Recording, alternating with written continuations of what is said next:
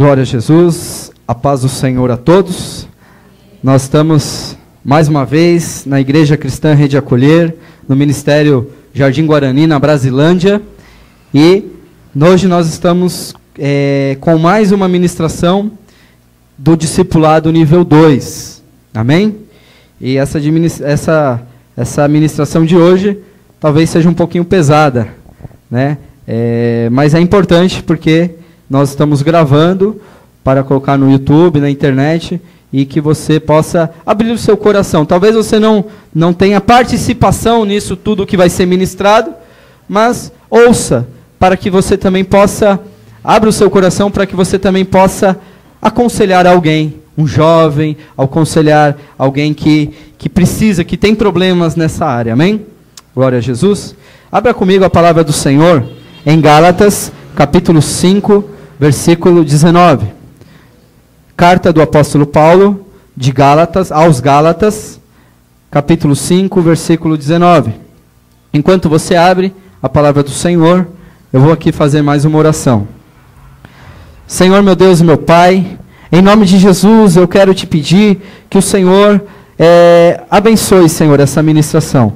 Que o Senhor traga sobre nós, Senhor, a tua graça para ministrar, para ouvir e para, Senhor, desfrutar da tua palavra, Senhor, porque a tua palavra, ela enriquece, ela não vem acrescida de dores, a tua palavra é vida, a tua palavra, ela é bênção, a tua palavra é alimento para a nossa alma. Por isso, Senhor, nós te pedimos, Pai, dai-nos graça, Senhor, para falar de um assunto tão delicado, de um assunto talvez muito difícil, Pai querido, e nós te pedimos, Pai, que o Senhor abençoe, em nome de Jesus Cristo. Pai querido, faça, Senhor, a tua obra, em nome de Jesus. Pai querido, traga, Senhor, em nome de Jesus, a tua bênção, Pai. Em nome de Jesus, nos inspira, Senhor, para que possamos ministrar esta palavra e que a tua bênção seja sobre nós. Pai querido, eu repreendo toda obra maligna, eu repreendo todo inimigo do Evangelho, em nome de Jesus, e que a palavra pregada nesse dia de hoje não seja distorcida no coração de ninguém que vier ouvi-la, mas que seja cura, que seja libertação, que seja uma palavra de vitória nos nossos corações, em nome de Jesus. Amém. E graças a Deus. Glória a Deus. Você achou Gálatas capítulo 5, versículo 19? Amém? Então vamos ler o texto bíblico que diz assim: porque as obras da carne são manifestas, as quais são adultério, fornicação, impureza, lascívia, idolatria, feitiçaria, inimizades, porfias, emoluções, iras, pelejas, dissensões, heresias, invejas, homicídios, bebedices, glutonarias, e coisas semelhantes a estas, acerca das quais vos declaro, como já antes vos disse, que os que cometem tais coisas não herdarão o reino de Deus. Amém? Glória a Jesus. Então, na semana passada nós fizemos uma introdução sobre as obras da carne, né? E nós pudemos entrar um pouco nesse texto de Gálatas, mas a partir dessa ministração nós vamos entrar um pouquinho mais fundo, amém? Glória a Jesus. Então essa lista de Gálatas, o apóstolo Paulo fala sobre esses pecados, né? Uma lista de pecados. Ele fala aqui uma série de coisas e no final ele traz aqui uma informação que deixa qualquer um de cabelo em pé. Deixa qualquer um de nós chocado, porque ele diz: aqueles que cometem tais coisas não herdarão o reino de Deus. Que informação terrível! Amém? É terrível, não é, irmãos? É terrível nós sabermos que existe uma consequência que, em última instância, nos retirará a possibilidade de entrar no reino de Deus. Misericórdia, né? Nós aprendemos a salvação pela graça do Senhor, por meio do sangue de Jesus, por meio da fé, por meio do favor imerecido. Mas aqui o apóstolo Paulo, ele começa a trazer uma responsabilidade para nós como igreja. Uma responsabilidade de não cultivarmos o pecado na nossa alma, de nós não termos atitudes pecaminosas, cometer pecado. Aqui ele está nos dizendo que no último momento não nos deixará entrar no reino dos céus. Não sou eu que estou falando, tá, irmãos? Eu queria que todos nós, né, todos os seres humanos pudessem conhecer a graça do Senhor Jesus e entrar no reino dos céus, porque eu não consigo pensar em nada que seja, que se assemelhe ao reino dos céus. É coisa gloriosa, irmãos. É coisa tão maravilhosa que eu e você, nós não podemos nem mesmo compreender. O que será quando nós passarmos dessa para melhor? Literalmente, né? Esse ditado, né? Tem gente que fala que passou dessa para melhor. Literalmente, a gente passa dessa para melhor, irmãos. Né? Eu quero iniciar aqui e contar uma pequena experiência, só para enfatizar isso que eu estou dizendo. Certa vez, meu pai, não tem muito tempo que faleceu. O meu pai fazem 2 anos, né? Ele faleceu em dezembro de 2015. E certa vez eu acordei chorando, com saudade dele, né? Acordei assim chorando, com lágrimas, era recente ainda, né? A morte dele. E eu acordei chorando, com saudade. E aí eu fiz uma oração. E aí eu disse assim: Senhor, mostra para o meu pai essas lágrimas. Olha que oração espiritual, né? Que oração, né? Boa, né, de se fazer. E aí, irmãos, a resposta veio de imediato. O Espírito Santo falou em meu coração e disse assim: eu não o tiraria de um estado de glória para contemplar sentimentos humanos. E eu falei: eu entendi, Senhor, que aonde ele está é um lugar tão maravilhoso, que seria da minha parte um egoísmo tão grande de causar no coração do meu pai um sentimento humano, de que ele contemplasse a minha saudade humana, irmãos. Onde ele está, não existe mais lágrimas, porque o Senhor, Ele enxuga dos nossos olhos todas as lágrimas. E isso não é filosófico, isso é uma realidade, irmãos. Entrar no reino de Deus é o maior privilégio que eu e você podemos ter. Nós não temos ciência ainda. Às vezes a gente precisa se ajustar nos nossos valores, de entender que nós somos membros do reino de Deus, nós somos integrantes do reino de Deus. E isso, irmãos, não tem preço estimado, não tem como mensurar. Amém? Glória a Jesus. Mas falar sobre pecado, irmãos, não seria fácil nós fazermos aqui uma teologia simplista, né? Fazer aqui construir um modelo simplista, um modelo teológico que vai tratar de um assunto tão complexo, um assunto tão difícil, como é o pecado. O pecado não é um assunto fácil de ser analisado, de ser dito na igreja. Você sabia que tem muitos irmãos que, quando são confrontados pela palavra, eles abandonam a igreja? Alguns irmãos, eles ouvem sobre pecado e eles são confrontados porque são praticantes desses pecados e eles acabam simplesmente desistindo, achando que é algo difícil demais se livrar do pecado. Mas por isso que nós começamos essa série de mensagens, primeiro falando do arrependimento, lembra? Falamos que é possível. É possível. Jesus, ele veio para os doentes, ele não veio para os sãos. Ele veio chamar os pecadores ao arrependimento. Então é possível se libertar do pecado. Esse é o ponto número 1. Agora nós estamos aqui analisando um pouquinho mais profundamente esses pecados da carne, esses frutos da carne, e nós dividimos entre 4 grandes grupos. Nós pegamos esse contexto todo de Gálatas 5, 19 ao 21 e nós transformamos, separamos em 4 grupos. O primeiro são os pecados na área sexual. Os pecados sexuais. Depois, são os pecados religiosos. Pecados religiosos. Depois, pecados relacionais, pecados de relacionamento. E por último, pecados contra o templo, contra o corpo, né? Que são aqui descritos nessa passagem aqui do Gálatas 5,19. Então hoje nós vamos falar aqui sobre o primeiro ponto, que é os pecados sexuais. Amém? Glória a Jesus. Mas como entender essa questão do pecado, né? Existe um termo na palavra no original grego, que é a palavra hamartia. Essa palavra, ela é traduzida como pecado.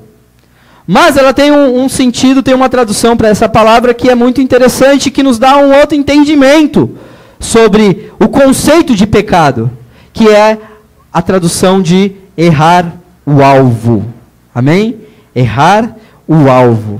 Então, os pecados que são descritos aqui, eu tenho um significado um pouquinho mais técnico para a palavra hamartia, que é assim: o termo hamartia significa obliquidade moral, isto é, desvio de padrão moral, qualquer ato praticado ou idealizado que vá contra a moral de Deus, ou seja, os seus atributos. Por isso nós dizemos errar o alvo. Então, os pecados que nós vamos falar significam que são atitudes e são ações que vão contra o quê? A moral de Deus.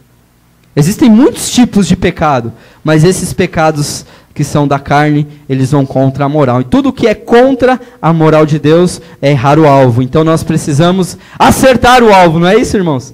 Acertar o alvo é importante. Se desviar do pecado é importante. Todas as vezes que você se desvia do pecado, você acerta o alvo. Amém? Em nome de Jesus. Então nós erramos o alvo muito constantemente. Mas agora o desafio é passar a errar menos, até o ponto que consigamos nos desviar e acertar o alvo, acertar a vontade do Pai. Amém? Glória a Deus.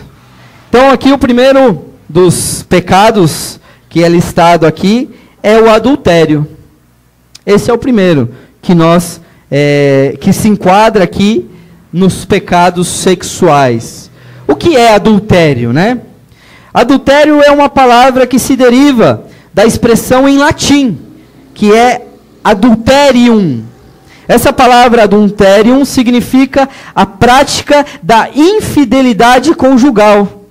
E com o passar do tempo, irmãos, ela se estendeu no sentido de fraudar ou falsificar, que se acrescenta ao verbo adulterar. Então, o adulterar, no primeiro momento, ele traz sempre uma ideia de infidelidade conjugal, né?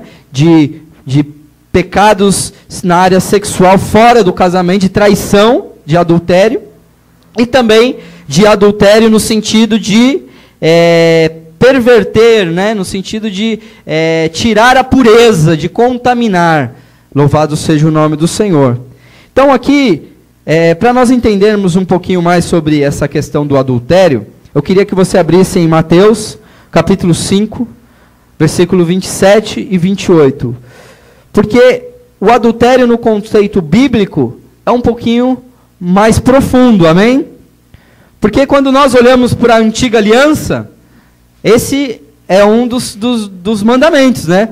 Não adulterarás, lá do decálogo, lá dos 10 mandamentos, não adulterarás. É um pecado que já foi citado lá no Êxodo capítulo 20, já no decálogo, quando Deus escreveu lá nos 10 mandamentos com o dedo nas tábuas de pedra. Amém? Louvado seja o nome do Senhor. Até nós temos a passagem da mulher adúltera, né? Não é assim? O nome da mulher, aquela lá não era Maria Madalena, tá, irmãos?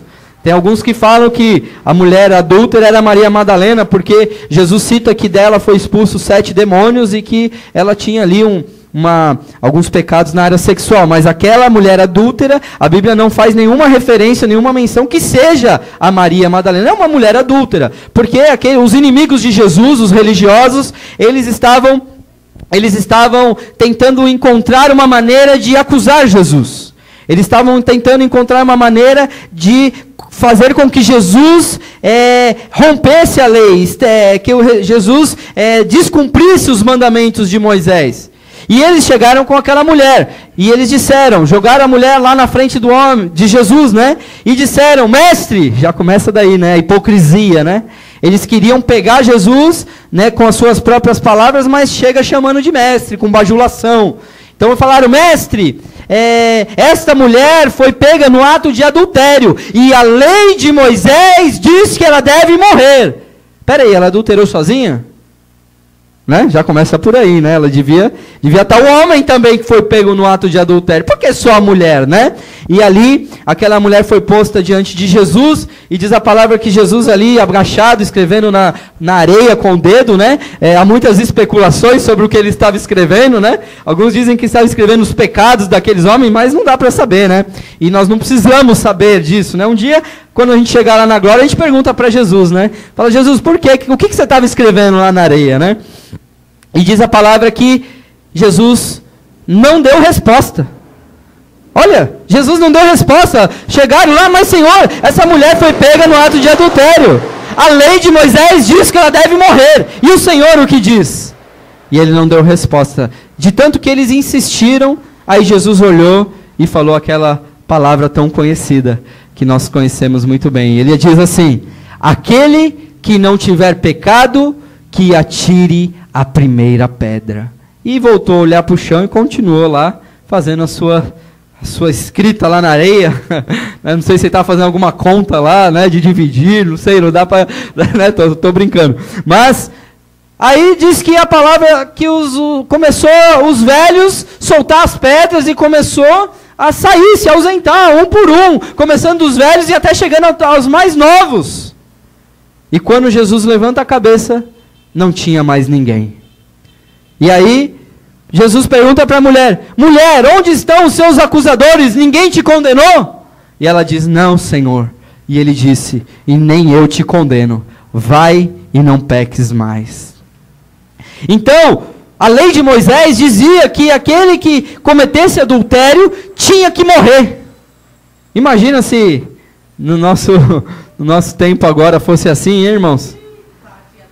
Imagina se nas igrejas evangélicas tivesse uma autorização na lei da Constituição Federal de que aqueles que forem entregues à igreja pegos no ato de adultério pudessem ser mortos, serem assassinados.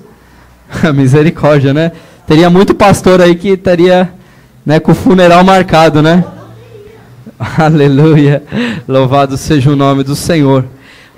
Mas esse texto que eu quero ler com vocês leva um pouquinho mais profundo essa questão do adultério.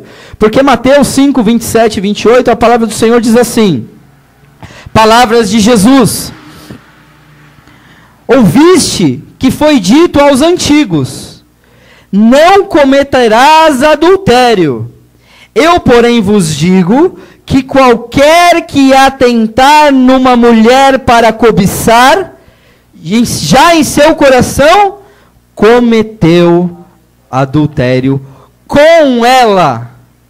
Olha que coisa terrível, irmãos. Olha que coisa terrível. Aquele que olhar para uma mulher com cobiça no coração, já desejando, cobiçando aquela mulher, com olhos impuros, com pensamentos impuros, olhar para aquela mulher, Jesus disse, já adulterou com ela em seu coração. Amém? Eu quero aqui não tranquilizar os irmãos, homens, né, varões, mas também eu queria só esclarecer uma coisa. Quando Jesus ele fala aqui que aquele que atentar para uma mulher para cobiçar, eu não quero dizer que olhar para uma mulher com olhos impuros não é pecado, tá, irmão? Porque aí é o pecado da impureza, da lascívia. Mas esse pecado de adultério, pelo menos essa é a minha interpretação, que não é só assim, quando um homem olha para uma mulher assim, normalmente, assim, eu achei ela bonita, o corpo dela bonito. Não. Aqui quando ele fala cobiçar, eu imagino que é um homem que olha para uma mulher e ele já tem desejos sexuais com aquela mulher, ele já começa a pensar sexualmente com aquela mulher, já que já está ali praticando o ato sexual com aquela mulher, no fato só de olhar, no seu coração, irmãos. E aí Jesus diz, esse que faz isso, já cometeu adultério com ela. Amém? Não que não seja pecado olhar com olhos impuros, porque aí é outro pecado, só muda o nome, mas continua sendo pecado, tá, irmãos? Que aí é o pecado da lascívia que a gente vai falar daqui a pouquinho. Então, irmãos, a depravação sexual está cada dia mais acentuada no coração humano. E o adultério está se tornando algo normal e aceitável pela sociedade. Está se tornando algo normal, irmãos. Hoje nós vemos jovens que não querem assumir compromissos de relacionamentos, não querem namorar com as suas companheiras ali, com as namoradas, não querem namorar. Eles querem o quê? Ficar. Por que ficar? Qual é a pior mecanismo, a pior mensagem desse ficar? É a falta de fidelidade. A pessoa que fica, o jovem, isso não acontece nas igrejas, mas os jovens do mundo, eles têm esse hábito de falar, não, eu vou ficar com a menina. Por quê? Porque você não tem nenhum compromisso, você não tem nenhum compromisso de fidelidade. Então você fica com uma hoje, amanhã se aparecer outra, se você quiser ficar com a outra, você fica com a outra também, e assim vai. Mas quando Jesus voltar, você vai ficar também, tá, irmão? Se Jesus ficar, você fica, porque é pecado, irmãos. O princípio do evangelho é a fidelidade. A Bíblia fala do evangelho como uma aliança. Sabe o que é aliança? Aliança é um compromisso. Jesus fez uma aliança com o ser humano. Ele disse assim, olha, se você crê em Jesus Cristo como seu único Senhor e Salvador, eu vou te salvar, você vai para o céu. Isso é uma aliança que o Senhor prometeu e Ele vai cumprir a parte dele. Ele é fiel para cumprir.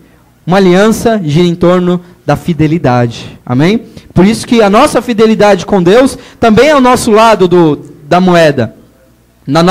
A aliança tem dois lados, né? Tem deveres e obrigações, né? Tem direitos e obrigações. Então, o nosso benefício é a vida eterna, mas também nós temos uma obrigação de nos prepararmos para se encontrar com o nosso Senhor. Amém? Então, o adultério, ele tem sido normal, ele tem sido algo normal dentro da sociedade, e nós precisamos colocar uma barreira, uma porta, que vai impedir esse pecado terrível de entrar para dentro da igreja. Amém? Nós somos uma igreja das últimas horas, nós somos a igreja do último dia, os últimos momentos da igreja aqui na terra, e nós não podemos deixar que essa filosofia maligna entre dentro da igreja. Então, assim, se eu casei com a minha esposa, é porque eu entendi que ela é a minha mulher para o resto dos meus dias. Ainda que a minha natureza pecaminosa venha desejar outra mulher, eu decidi que a minha única mulher será ela. Eu tenho uma aliança de fidelidade com a minha esposa. Isso é lindo, irmãos. Isso é lindo. Jesus odeia o adultério. Amém? E nós precisamos entender que esse é um pecado, que aqueles que praticam, não o que, irmãos? Não herdarão o reino de Deus. Qual que é o próximo aqui que ele fala? Adultério, fornicação. O que é fornicação? Fornicação vem da palavra grega porneia. Amém? Porneia, que significa prostituição, relação sexual ilícita, homossexualidade, lesbianismo, relação sexual com animais e todas as perversões no sentido sexual que um ser humano pode descer a um nível de perversão sexual. Então a fornicação é o sexo de uma maneira bem simples, é o sexo fora do casamento. Amém? O sexo é uma bênção, irmãos. É importante nós sabermos isso. Deus foi que fez o sexo. Porque os animais, eles se reproduzem, eles procriam, né? Nós não, nós temos uma dádiva de Deus, né? Eu costumo dizer que é possível esperar o casamento. Para os jovens, né? Tem uma mensagem que qualquer dia eu vou trazer aqui, que é: no projeto família, o alicerce é o amor. Né? E ali nessa mensagem eu falo para os jovens, né? Que é possível se manter limpo, é possível se manter puro, é possível se manter sem sexo até o casamento. Sabe por quê? Porque eu experimentei isso na carne, né? Eu me converti aos 24 anos, então, até então eu era um homem comum, né? Entregue ao pecado, entregue a uma vida que só o Senhor para nos resgatar do lamaçal do pecado, uma vida, né, que eu tinha a filosofia lá do faça o que tu queres, pois é tudo da lei, né? O importante é ser feliz, né? O povo pensa assim, o ser humano está condicionado a isso. Mas quando eu me converti aos 24 anos, eu entrei num processo de purificação. Então quando eu fiquei noivo da minha esposa, nós tivemos um processo de espera, irmãos. E esse processo durou 3 anos. E durante 3 anos, nós nos mantemos puros, para que nós pudéssemos ter um processo de purificação da nossa sexualidade, da nossa vida sexual. Então, é possível. Não é fácil, é claro, né? Os nossos hormônios, né, são normais. Então, para os jovens, irmãos, se guardem para o casamento. Sabe por quê? Porque no dia do casamento, sabe o que aconteceu? Foi uma bênção. Porque a gente teve o casamento, a gente casou de manhã. Aí eu fui para o monte consagrar a minha certidão de casamento no monte. Ela foi para o salão de cabeleireiro, né? Foi lá pro dia da noiva, lá, ficar lá se maquiando, se perequetando. E à noite foi o casamento. Saímos do casamento e já fomos para o salão, que teve festa também. Glória a Deus, Deus preparou tudo. Nós não tínhamos condições de nada, mas Deus preparou tudo. E tivemos a festa também para receber os nossos convidados. E foi uma bênção. Mas quando deu 11 horas, irmãos, eu já estava expulsando os irmãos lá do salão, a Jéssica se despedindo. Por quê? Porque eu estava doido para ir para a minha noite de núpcias. Coisa linda, irmãos. Coisa linda. Depois de 3 anos de espera, você poder chegar na glória de Deus, amém? Receber a bênção e falar glória a Deus, aleluia, Senhor. Coisa boa, irmãos. Então eu quero, através dessa mensagem, dizer que é possível se guardar, amém? Glória a Jesus. Existe uma palavra no grego, que é a palavra traduzida por amor, que é a palavra eros, né? Na mitologia grega isso aqui é até um deus, é uma deusa de perversão também, voltado para essa área sexual. O eros significa amor apaixonado, apreciação da beleza, significa desejo sensual, amém?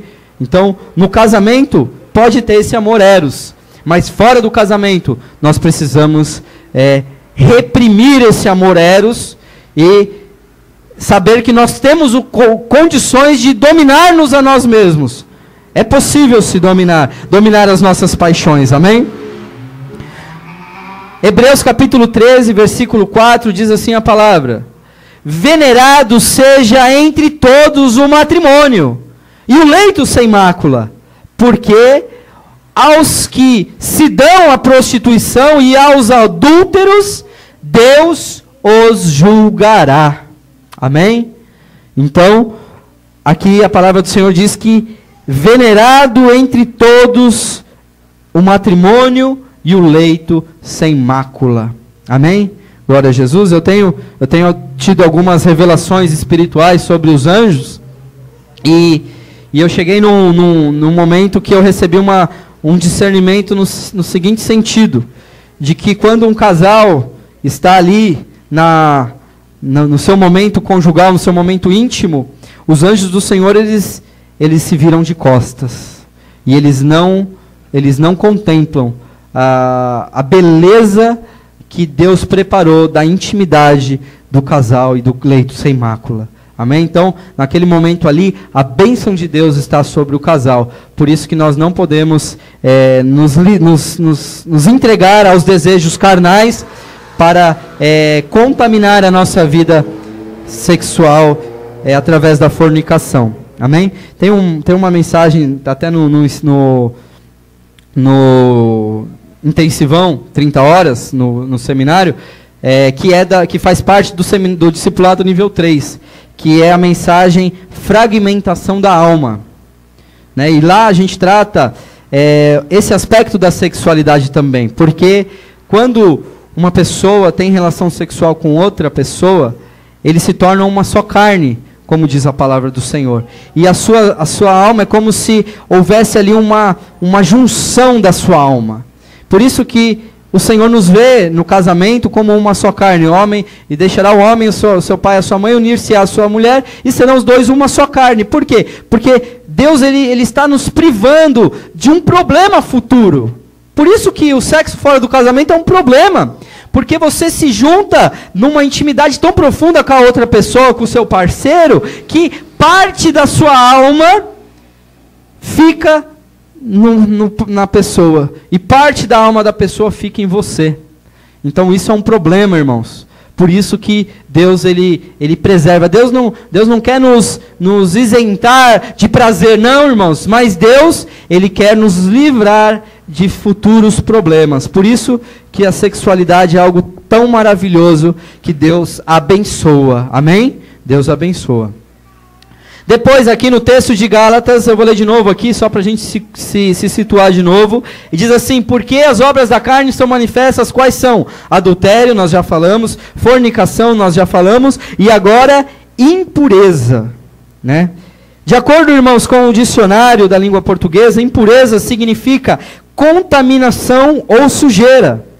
Quando analisamos a palavra no seu original, observamos que a palavra usada é acatarsia, que quer dizer literalmente impureza, imundícia, e era aplicada figuradamente a vício e impureza nas questões sexuais.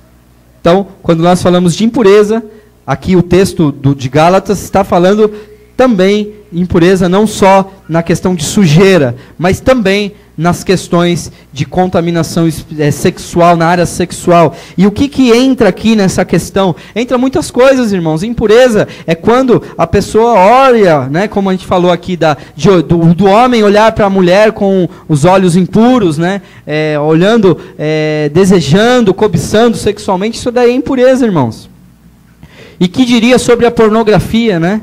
A pornografia é a maior impureza, a maior contaminação, perversão. O que Deus faz de santo, o diabo ele perverte, irmãos.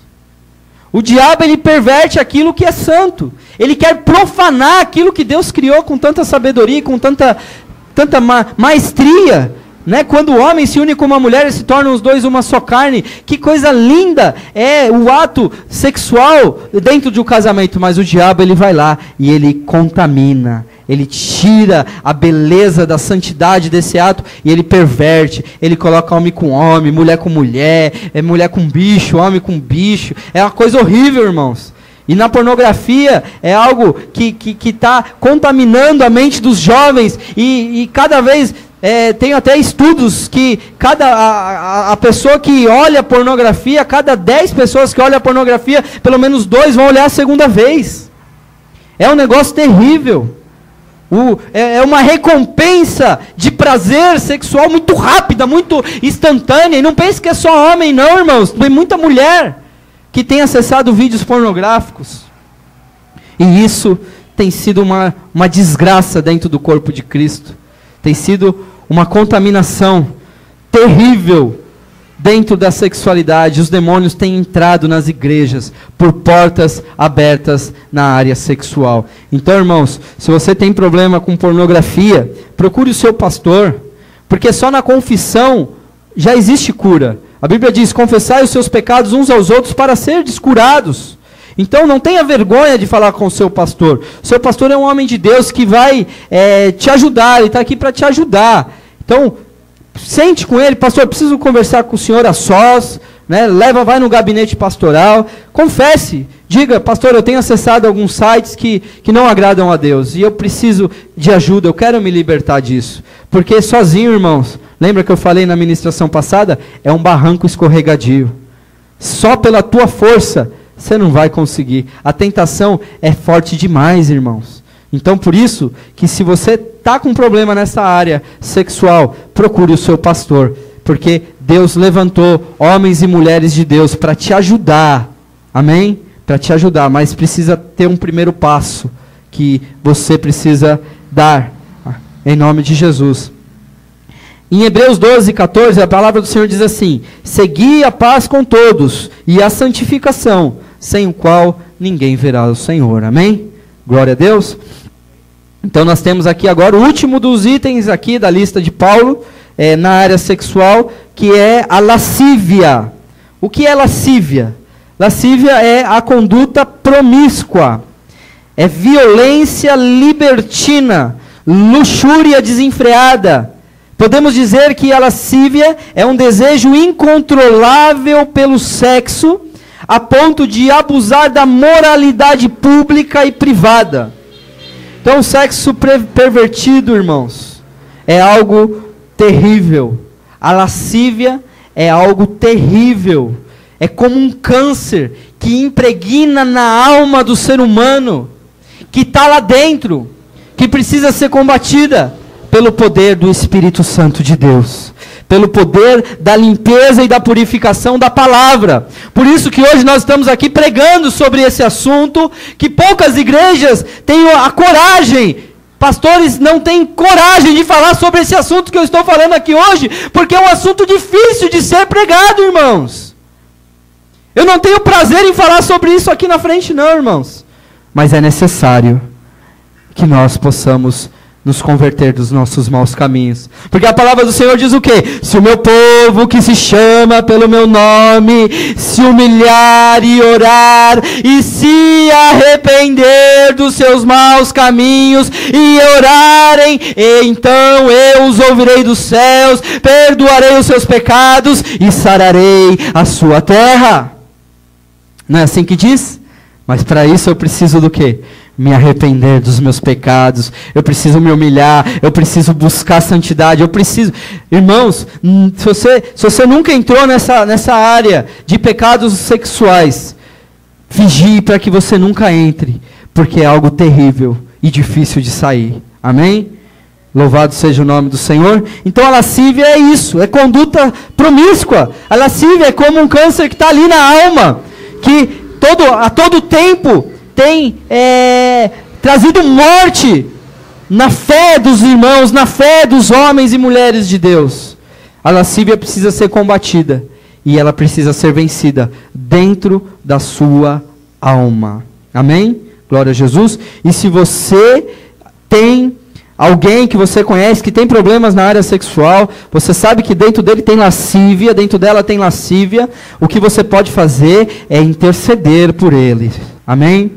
Você tem que interceder por apresentação, você vai por identificação, você vai interceder por ele, principalmente se estiver relacionado a cônjuge, né? Você tem autoridade, Deus te fez uma só carne, então você tem autoridade do quê? De pedir perdão, irmãos. Porque a pessoa que está afundada nesse lamaçal de pecados na área sexual, geralmente elas não conseguem sair sozinhas. Então você, como um intercessor do seu marido, uma intercessora, você, da sua esposa, do seu marido, dos seus filhos, você tem o direito de entrar na presença do Senhor e falar: Senhor, perdoa-lhe, porque ele não sabe o que faz. Amém? Se um dia você chegou lá no quarto do seu filho e se deparou com ele lá assistindo um filme, um vídeo pornográfico lá, não pense que batendo nele, espancando ele, você vai tirar a lascívia de dentro dele. Não é no chinelo, não tira a lascívia não, tá, irmãos? O que tira a lascívia é oração. O que tira a lascívia é intercessão. O que tira a lascívia é Senhor, perdoa, é arrependimento. Se ele não tem condições de se arrepender, eu me arrependo por ele, Senhor. E eu peço que a tua misericórdia venha abrir os olhos dele e que ele possa encontrar a luz do Evangelho de Jesus Cristo, que salva, que cura, que liberta, que transforma, que purifica de todos os nossos pecados. Amém? Não é alguns pecados, são todos. Então o sexo pervertido, ele não satisfaz realmente, irmãos. Ele cria um desejo desenfreado por mais prazer. O resultado disso são casamentos destruídos, doenças, violência e até morte. Até morte. Colossenses 3:5, a palavra do Senhor diz assim: mortificai, pois, os vossos membros que estão sobre a terra, a fornicação, a impureza, a afeição desenfreada, desordenada, a vil concupiscência, a avareza, que é a idolatria. Então a lascívia, ela opõe-se diretamente o que? A vergonha do pecado. Quando que uma pessoa ela está sendo dominada pela lascívia, pelo pecado de lascívia? Quando ela não tem mais pudor, quando ela não sente mais vergonha. O pecado, ele precisa nos constranger, o pecado, ele precisa, sabe, trazer na nossa alma tristeza, sabe? A pessoa foi lá, cometeu um pecado, ela precisa se arrepender, ela precisa ter tristeza. Agora, quando a lascívia começa a tomar conta, então ela já nem tem mais vergonha. Por isso que a lascívia, ela fere até a moral pública, né? E a gente vê, às vezes, as pessoas aí na rua com roupa, né? Roupa, tem muitas meninas, viu? Meninas cheias de lascívia, sendo demonstrada através das roupas. Amém? Glória a Jesus. Perdeu-se a vergonha, né? Perdeu-se a vergonha, o pudor, não tem mais pudor.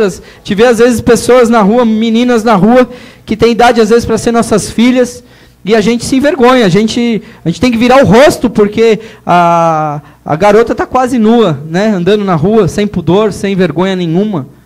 Então, isso aí é lascívia, irmãos. Lascívia é pecado. E aqueles que praticam tais coisas, não herdarão o reino dos céus. Amém? Então, reconhecer que Deus designou o casamento para ser um tipo de parábola do seu compromisso com a igreja, irmãos, nos mostra a importância de uma vida santa e moderada quanto às questões na área sexuais, na área da vida sexual das pessoas. Então, irmãos, reconheça que as proibições bíblicas, elas pretendem proteger algo muito precioso e não negar algo prazeroso. Mostre a si mesmo que há mais prazer na presença do Senhor do que em uma vida no pecado. Mude o foco do seu desejo. Essa é a mensagem de hoje. Mudar o foco do meu desejo. Porque os pecados na área sexual vão trazer prazer, irmãos. Vão trazer prazer para a sua carne. Mas quando você mudar o foco do seu desejo, você vai dizer, não, eu quero ter o prazer na presença do Senhor, amém? Ter uma vida santa, uma vida pura. Irmão, se você está com problema na área sexual, as coisas não acabaram para você. Tem jeito. Pense nisso. Tome uma posição, tome uma decisão. Diga, eu não quero mais. Porque certamente o Senhor vai te ajudar. E grandes coisas você vai experimentar da parte de Deus. Lembre-se, a graça produz salvação, mas a santidade produz comunhão com Deus. Amém? Glória a Deus. Então essa era a palavra, que o Senhor possa ministrar as nossas almas, o nosso coração, e que essa palavra possa produzir o resultado pela qual foi mandada. Em nome de Jesus. Pode aplaudir ao Senhor, em nome de Jesus. Amém.